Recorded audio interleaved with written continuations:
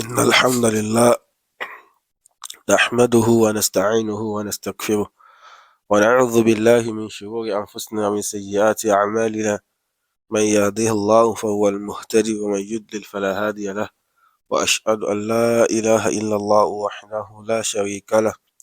وأشهد أن محمدا عبده ورسوله صلوات ربي وسلامه عليه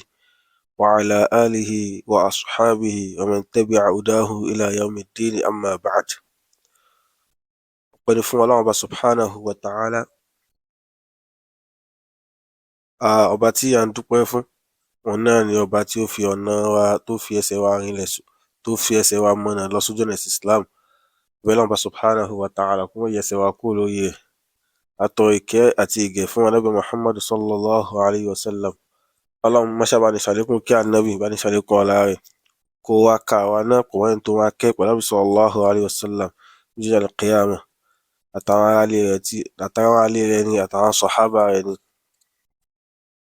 Eléyìí ni yóò máa jẹ́ àlàyé ráńpẹ́ nípa pàtàkì ìní ìgbáralé Ọlọ́run Ọba subhanahu wa ta'ala, léyìí tó yẹ sí pé ó pàtàkì púpọ̀, tó yẹ sí pé nínú àwọn abala ìgbàgbọ́ tó yẹ sí pé a gbọ́dọ̀ wátì lára ẹni tí wọ́n ń pe ara ẹ̀ ní mùsùlùmí ni. Tábala yìí bá ti bọ́ kúrò nínú àwọn abala ìgbàgbọ́,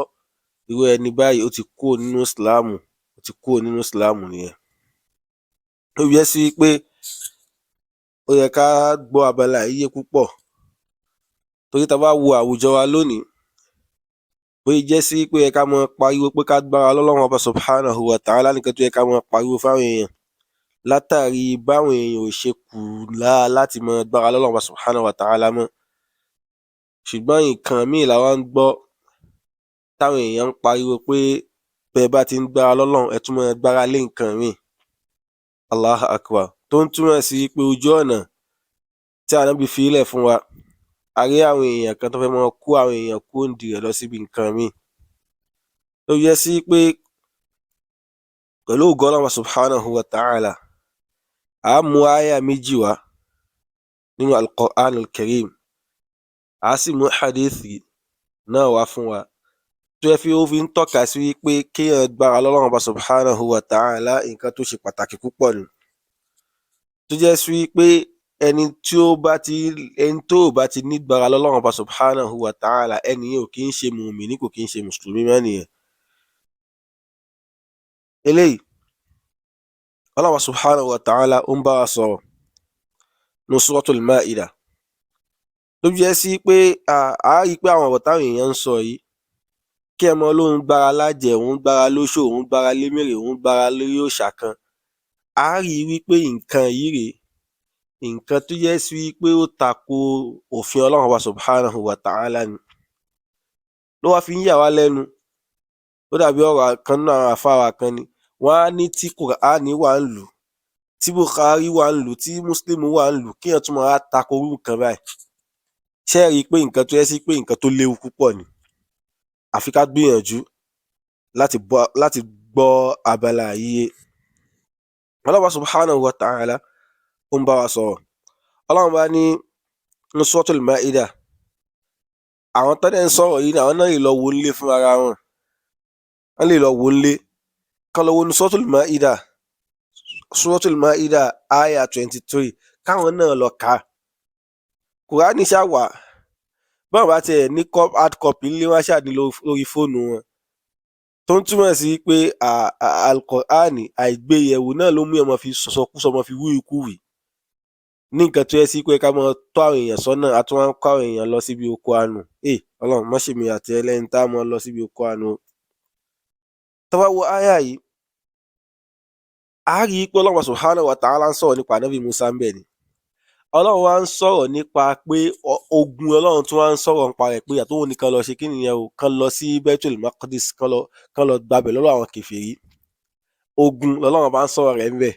Allahu akbar. Lálẹ́ bẹ́ẹ̀ ti túmọ̀ sí wípé àjẹ́ sí wípé ọ̀rọ̀ ìgbára lọ́lọ́run bá nǹkan tó pàtàkì púpọ̀ ni. Ibi tán ti ń sọ̀rọ̀ ogun, Ọlọ́run wá tún ń sọ̀rọ̀ ìgbára lọ́lọ́run subhanahu wa ta'ala ń bẹ̀. A gbé láti ibi tí aya 23, nígbà tí Ọlọ́run subhanahu wa ta'ala tó tánàbí Musa sọ fún àwọn ọjọ́ rẹ̀ pé ẹ wọ ìlú tọ́lọ́ ní kẹ́ ẹ wọ̀ yìí láti lọ gbàbẹ̀ yìí, so wọ́n yarí mọ́ lọ́wọ́ láwọn ò lè wọlé, so wọ́n takú. Ọlọ́run wá ní kí qala rajulan minal ladhina yakhafuna an'ama Allahu alayhima. Ọlọ́run wá ní kí àwọn ọkùnrin méjì kan minal ladhina yakhafuna an'ama Allahu alayhima, nínú àwọn tó yẹ sí pé wọ́n ń páyà kí nìyẹn o, wọ́n ń páyà ìdẹ̀ra Ọlọ́run subhanahu wa ta'ala lé wọn lórí. Tẹ́lẹ̀ ń túmọ̀ sí pé nínú àwọn èèyàn tọ́lọ́run subhanahu wa ta'ala tán wà pẹ̀lú Ànábì Musa, nínú wọn tó yẹ sí pé wọ́n gbẹ́rù gbọ́n rí tán fẹ́ wọ ibi tọ́lọ́run bá pa wọ́n láti wọ̀, nínú wọn láti wá ráhùn tó yẹ sí pé ìmánì mú wọn, wọ́n páyà ìdẹ̀ra Ọlọ́run wá lé wọn lórí. Wọ́n wá ń sọ fáwọn yòókù wọn pé udkhulu alayhimul bab. Ọlọ́run ó wá sọ fún wọn pé ẹ wọ ibi tọ́lọ́run ní kẹ́ ẹ wọ̀ yìí,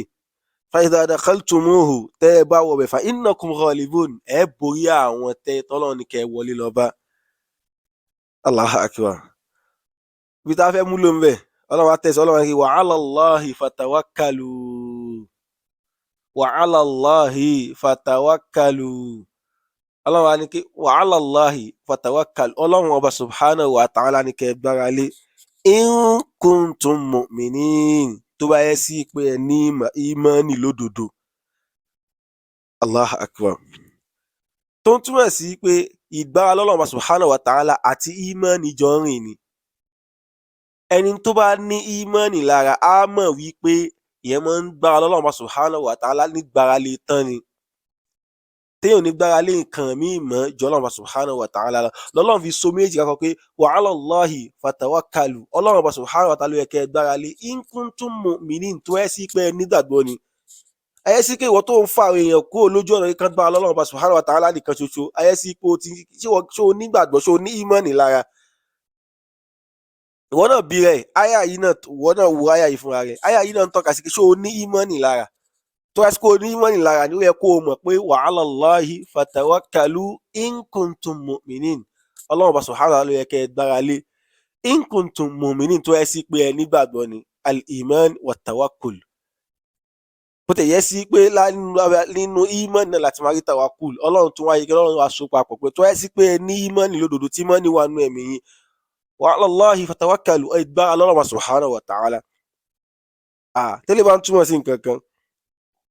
ó ń túmọ̀ sí pé ìgbára lọ́lọ́run subhanahu wa ta'ala nǹkan tó ṣe pàtàkì púpọ̀ ni, nǹkan tó yẹ ká kíyèsí ni, tó yẹ sí pé a gbọ́dọ̀ mú bó ṣe yẹ ká mú àwọn orígun ìgbàgbọ́ wa ni. Tá a bá ti gbára lọ́lọ́run subhanahu wa ta'ala tó lọ ń gbára lé nǹkan mi, èèyàn ti ń gbẹ́sẹ̀ kúrò nínú ìsìláàmù ni, kò sọ̀rọ̀ mí ìmọ̀jọ́ ọ̀rọ̀ tá à ń sọ yìí náà lọ. Téèyàn ò bá ti gbára lọ́lọ́run subhanahu wa ta'ala, èèyàn ti ń kó lójú ọ̀nà ìsìláàmù ni. Ló yẹ sí pé ẹni tó ń pèpè pé ẹ má gbára lọ́lọ́run subhanahu wa ta'ala, àbí ẹ gbára lọ́lọ́run bá ẹ tún gbára lé nǹkan mi, ó ti ń kó àwọn èèyàn kúrò nínú ìsìláàmù nìyẹn. Kọ́lọ́run subhanahu wa ta'ala kó ṣọ́ wa kúrò níbi ìwà àbúrò eléyìí. Áyà mi tàtún wa mú wá fún wa, òun náà ni súrọ́tù Talaq. Gbogbo àwọn súrà tá ń kà yìí nsìn, gbogbo àwọn súrà kò sẹ́ni tó máa lo wọnú Kùránì tí ò ní bá ń bẹ̀. Tó o bá tún gbọ́ yìí lọ àwọn tafsir, lọ àwọn explanation táwọn afá ṣe lórí rẹ̀, wàá tún bá. Tọ́lọ́run bá ń sọ̀rọ̀ nínú súrọ́tù Talaq nínú áyà ẹlẹ́ẹ̀kẹta, tọ́lọ́run bá ń sọ̀rọ̀ nípa ọ̀rọ̀ Talaq, tọ́lọ́run wá ń fi yé wa wípé Ọlọ́run subhanahu wa ta'ala náà ṣe la máa ń gbára lésẹ̀, torí àátún rí nǹkan kan mú ń bẹ̀. Òun náà ní pé Ọlọ́run subhanahu wa ta'ala ìgbà tó ń sọ̀rọ̀ níbi áyà yìí, Ọlọ́run ọba ó ń pe àwọn èèyàn sákèésí pé kán lè bá mọ̀ wípé tí nǹkan bá ṣẹlẹ̀, Ọlọ́run la máa ń sáàdì, Ọlọ́run la máa ń gbára lé, kì í gbára lé nǹkan méjì Ọlọ́run subhanahu wa ta'ala lọ. Ọlọ́run bá ń sọ̀rọ̀ pé Ọlọ́run ní kí wa yarzuquhu min haythu la yahtasib. Ọlọ́run bá ní kí àwọn tó bá yẹ kí nìyẹn o, ẹni tó bá nígbàgbọ́ Ọlọ́run bá yẹ ń sọ̀rọ̀ láti ayé alákọ̀ọ́kọ́, wa yarzuquhu min haythu la yahtasib. Ọlọ́run máa rọ̀ lọ́rọ̀ lọ́nà tó ń gan náà ṣe kí nìyẹn o, tọ́nà kan náà ò lérò. ọlọ́run wa tẹ̀sí ọlọ́run wa kí wa man yatawakkal ala Allah Suratu Talaq àyá ẹlẹ́kẹta ọlọ́run wa man yatawakkal ala Allah ọlọ́run wa ní kí ẹ wá rẹ̀ ń tó agbára lọ́lọ́run wa subhanahu wa ta'ala fa huwa hasbuh ọlọ́run wa subhanahu wa ta'ala tó ọlọ́run wa subhanahu wa ta'ala tó ní olùgbáralé wa man yatawakkal ala Allahi fa huwa hasbuh Allahu akbar ẹni tó yẹ kí ni ọlọ́run kí ni ẹni tó wá gbọ́n ọlọ́run wa subhanahu wa ta'ala fa huwa hasbuh ọlọ́run ti tó ní ẹni lẹ́ni tí yẹn lè máa gbára lé Allahu akbar ẹ wo tó ń túmọ̀ sí pé ìgbà ọlọ́run wa subhanahu wa ta'ala ó tó wa kúrò níbi gbogbo nǹkan tá a lè máa bẹ̀rù àwọn tó ń pèpè pé àwọn gbára lọ́lọ́run àwọn tún gbára lé nǹkan míì àwọn gbára lóṣù àwọn gbára lájẹ kí náà ń bẹ̀rù jọ̀rọ̀ ayé yìí náà lọ ṣèbá àwọn ẹrù yìí táwọn àyàtọ̀ ọkọ̀ mú wa fún àṣìbó ń sọ̀rọ̀ nípa ogun ni ṣáwọn wà lójú ogun ni síbẹ̀síbẹ̀ ọlọ́run subhanahu wa ta'ala tún wá ń pa wọ́n láṣẹ pé àní ọlọ́run ní kẹ́ ẹ gbára lésẹ̀ níbi tó tún wà lójú ogun náà ká tó wá sọ pé kí náà mú ọmọ gbára lé nǹkan mìíràn lẹ́yìn ọlọ́run subhanahu wa ta'ala fún ju ayé yìí náà lọ ayé yìí náà ni Allahu akbar so ẹ jẹ́ àmọ́ nǹkan tá à ń ṣe pàápàá jùlọ ẹ̀yin tá a wá pera aláàfáà ẹ jẹ́ àmọ́ ọ̀rọ̀ táwọn báwọn èèyàn sọ ìwọ tó ń pariwo pé tó ń legalize ẹ̀fà kò ṣe kódà kò iṣẹ́ ọ̀nà kan kò iṣẹ́ méjìlá ti ń gbọ́ lẹ́nu àwọn tó ń pera wọn aláàfáà káfà mọ̀ sọ pé báwọn ṣe ń ṣàdúrà náà làwọn ṣe ń wẹ ọṣẹ Allahu akbar lóde àfà kò mọ̀ lànà jágbọ́n ní báwọn ṣe ń ṣàdúrà náà làwọn ṣe ń wẹ ọṣẹ tó gbóná Allahu akbar ẹ wo aburú táwọn èèyàn tá ń pè fáwọn èèyàn lẹ́sìn ṣé táwọn èèyàn bá ń ṣerú nǹkan báyìí báwo lẹ́bẹ̀ẹ́ wọn bójú Ọlọ́run subhanahu wa ta'ala pàdé kí wàá ní Islam tánàbí tó mú wá sáyé gan tó wáyé sí pé wà ń polówó oògùn fáwọn èèyàn ni kí wàá ní pàápàá Islam tánàbí mú wá sáyé torí à ń challenge ẹ̀yin àfà tẹ́ ẹ̀ sọ pé ẹ̀yin gbára lọ́lọ́run ẹ̀ tún gbára lóṣù ẹ̀ gbára lájẹ̀ àbẹ́ ẹ̀ sọ pé bí ẹ̀ mọ ṣàdúrà ẹ̀ mọ ẹ̀wọ̀ ẹ̀ṣẹ̀ náà ni à challenge yín ẹ wá sọ Islam wo lànà bí wá sọ ẹ wá sọ pàápàá Islam tánàbí wá pípé tó wá pé àwọn èèyàn sí tẹ́ bá ti wá lè sọ láfa mọ̀ pé kí lóòótọ́ nìkan tẹ́ ń sọ ẹ wá sọ ìsìláàmù tí àtàlábí ń pa àwọn èèyàn sí torí ìdí eléyìí àwọn nǹkan wọ̀nyí àwọn nǹkan tó yẹ ká kíyèsí púpọ̀ ni tó jẹ́ sí pé táwa bá kíyèsí a lè bá fi mọ̀ pé a kì í gbára lé nǹkan míì lẹ́yìn Ọlọ́run subhanahu wa ta'ala tí wọ́n tó wá lọ wo hadith tó wà nù lọ́dọ̀ Imam Tirmidhi bàtà ń sọ̀rọ̀ nípa hadith gbogbo aná mọ̀ ni nígbà táwọn sọ̀hábà radiyallahu anhum táwọn apá kan nu wọn tí wọ́n sọ fáwọn ibi kékeré níbi ṣe kí nìyẹn o kó ṣe kí nìyẹn o ij'al lana zata anwat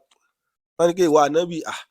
báwa náà wábì kan táwọn náà mọ̀ dá àdá wa jọ sí kama lahum zatu anwat gẹ́gẹ́ báwọn kẹfìrí náà ṣe bí wọ́n máa ń dá àdá wọn kí ni wọ́n jọ sí níbi igi Allahu akbar tó ń túmọ̀ sí kí ànábì ti mọ̀ yí pé nǹkan tó ń sọ yẹn wọ́n rí jọ àwọn kèfèrí ni àwọn kèfèrí ń sìn àwọn ògbára lọ́lọ́run subhanahu wa ta'ala àwọn gbára ló ṣàtàn sìn ni bí wọ́n fi dá nǹkan ogun wọn jọ sí ìdèrè kó káwọn lè rágbára gbà lọ́dọ̀ nǹkan yẹn táwọn sọ̀hábà tó wá béèrè lọ́wọ́ táwọn ní káwọn náà ṣerú nǹkan báyìí fún ànábì bínú sí wọn láì wọ́n ti mọ̀ wípé Ọlọ́run lè mọ́ ń gbára lé èyí kí ń gbára lé nǹkan mi jọ Ọlọ́run subhanahu wa ta'ala lọ ànábì wá bínú sí wọn ó ní Allahu akbar ó ní kí Ọlọ́run wa ló fi ń tóbi jùlọ innaha as-sunan ẹ̀yìn nǹkan tá a sọ ó ti di nǹkan tó yẹ sí pé nǹkan tí ó ti di nǹkan tó yẹ sí pé èèyàn fi máa ń tẹ̀lé yàn ni torí pé kí nìyẹn o torí pé nǹkan tán sọ èèyàn fi máa tọ ìpasẹ̀ àwọn kèfèrí ni sọ àwọn nǹkan yìí àwọn nǹkan tó yẹ ká kíyèsí púpọ̀ ni tó yẹ sí ẹ jẹ́ àmọ́ nǹkan tá a mọ̀ polówó fáwọn èèyàn ẹ jẹ́ àmọ́ ìsìláàmù tá a mọ̀ polongo fáwọn èèyàn ìsìláàmù yìí pure ìsìláàmù kì í ṣe kí tá a mọ̀ sáká ń ṣe tá a máa polówó ẹbọ fáwọn èèyàn àbí tá a máa polówó nǹkan tí ò sí lára rẹ̀ fáwọn èèyàn torí ìdí eléyìí àwọn nǹkan wọ̀nyí ẹ jẹ́ á gbìyànjú ká ṣọ́ra ká ṣọ́ ẹnu wa kúrò níbi àwọn nǹkan báyìí Ọlọ́hun subhanahu wa ta'ala kó ṣe àgbọ́yé ẹ̀sìn rẹ̀ fún ẹnì kọ̀ọ̀kan wa kó wá ṣe wá lọ́kan nínú àwọn tá a lè mọ gbára lọ́lọ́hun subhanahu wa ta'ala ní gbogbo ìgbésí ayé wọn tá a lè mọ jìnnà sí ìmọ̀ gbára lé nǹkan míì lẹ́yìn Ọlọ́hun subhanahu wa ta'ala eléyìí ni àlàyé lórí abala yìí ní àkókò yìí. Kọ́lọ́run subhanahu wa ta'ala kí ó gba ìjọsìn ẹnì kọ̀ọ̀kan wa ní ìjọsìn ní ọwọ́ wa. Subhanaka Allahumma wa hamdik, ashhadu an la ilaha illa ant, astaghfiruka wa atubu ilayk.